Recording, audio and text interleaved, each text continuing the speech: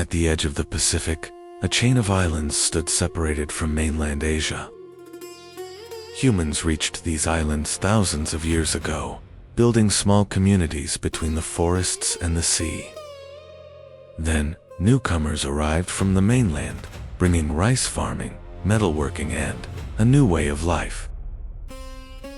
Villages grew, warriors gained power, and soon, one kingdom began to rise above the rest.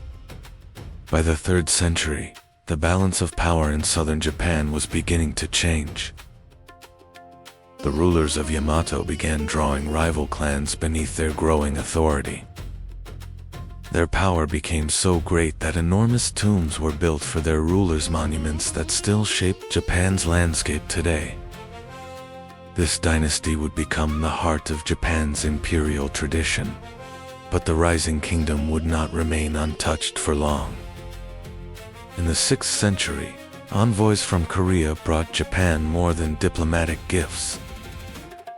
They carried an idea that would transform Japan forever: Buddhism.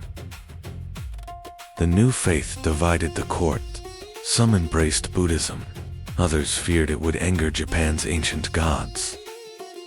But Buddhism endured. With it came writing, architecture, and new ideas of government. Japan was no longer simply changing, it was becoming a state. Beginning in 645, sweeping reforms began shifting power away from local clans and toward the imperial court. Envoys sailed to China and returned with laws, writing, administrative systems, and ideas that could reshape an entire country. In 710, Nara became a great capital, its palaces, temples, and broad avenues, displaying the power of a rising state. In 794, the court moved against Heiankyo, the future Kyoto. But beyond its magnificent palaces, another power was beginning to rise. While Kyoto's court lived in splendor, a very different kind of power was rising beyond the capital. Warrior families grew powerful, protecting their lands. In time, this fighting class would become known as the samurai. Eventually, 2 warrior houses dominated the struggle, the Taira and the Minamoto. Their rivalry would drag Japan into war. In 1185, the Minamoto emerged, victorious. The emperor would remain, but Japan's real power was passing into the hands of warriors. Japan still had an emperor, but he was no longer the man truly in control. In 1192, Minamoto no Yoritomo received the title of Shogun, the great military commander who ruled in the emperor's name. Yoritomo ruled from Kamakura, far from Kyoto. Japan now had 2 centers of authority, an emperor and a shogun. The shoguns had secured their rule, but beyond the horizon, an enemy unlike anything Japan had faced before was coming. In the 13th century, one of the world's most powerful empires turned its attention toward Japan, the Mongol Empire. Kublai Khan sent envoys demanding Japan's submission. Japan's answer was simple: no. In 1274, the answer came across the sea. A massive Mongol fleet reached Kyushu, landing thousands of warriors on Japanese soil. The samurai faced a kind of warfare they had never known, but the force that would change the battle would come not from an army but from the sky. In 1274, the weather turned against the invasion. With their fleet threatened, the Mongol forces withdrew. But Kublai Khan was not finished. 7 years later, he prepared a far greater invasion of Japan. In 1281, an enormous fleet sailed for Japan once again. This time, the invasion was on a far greater scale. Then the storm came again. The Mongol fleet was devastated. Japan would remember its deliverance as the kamikaze, the divine wind. Japan had survived, but there were no conquered lands and no great spoils to reward the warriors who had defended it. Debt and disappointment spread among the samurai. The Kamakura government was beginning to lose the warriors it depended upon. Emperor Go-Daigo saw his opportunity. He intended to destroy military rule and return real power to the imperial throne. In 1333, the Kamakura Shogunate collapsed. The emperor appeared victorious, but the age of the warriors was far from over. After Kamakura fell, Go-Daigo tried to return real political power to the emperor after centuries of warrior rule. But many samurai were dissatisfied with the new order, and one warrior was becoming dangerously powerful, Ashikaga Takauji. Takauji turned against the emperor and seized Kyoto. In 1338, he became shogun. Military rule had returned. But Go-Daigo escaped and established a rival court. Japan now had two competing emperors. The country was sliding back toward war. The Ashikaga shoguns ruled Japan, but their ability to control the powerful warrior lords beyond Kyoto was fading. These regional warlords were known as daimyo.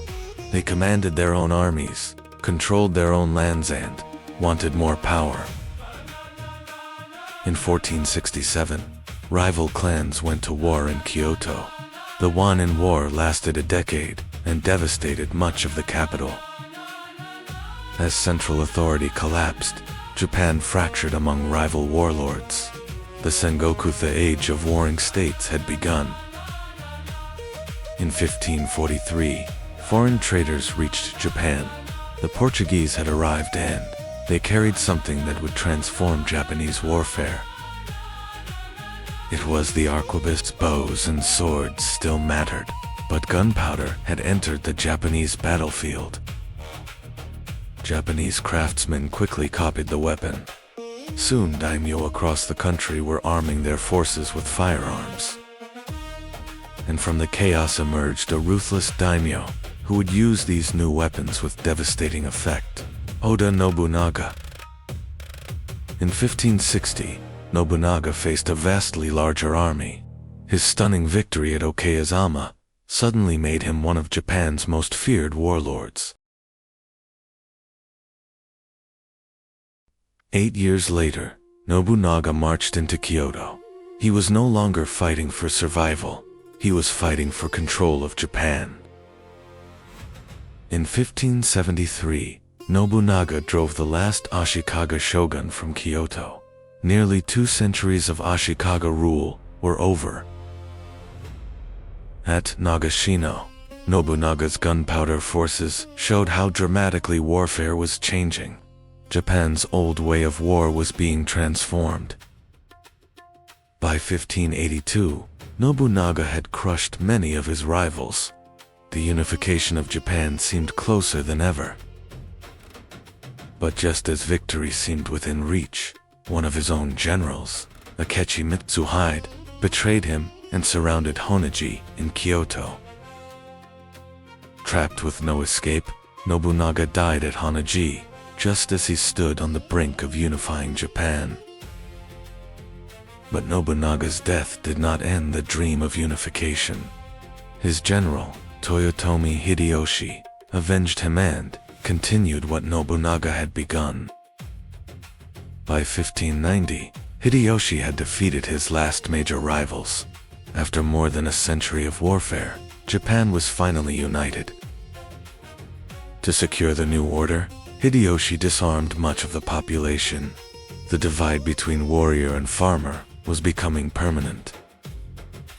But unifying Japan was not enough for Hideyoshi. His ambitions now reached far beyond the islands through Korea and toward China. In 1592, a massive Japanese army invaded Korea, but Hideyoshi's dream of conquest would drag Japan into years of costly war. Years of war devastated Korea, but Hideyoshi's dream of conquest had failed. In 1598, Hideyoshi died, leaving behind a young heir. Japan once again stood on the edge of a struggle for power. One man stood above the coming struggle, Tokugawa Ieyasu, patient, experienced, and ready to seize control of Japan.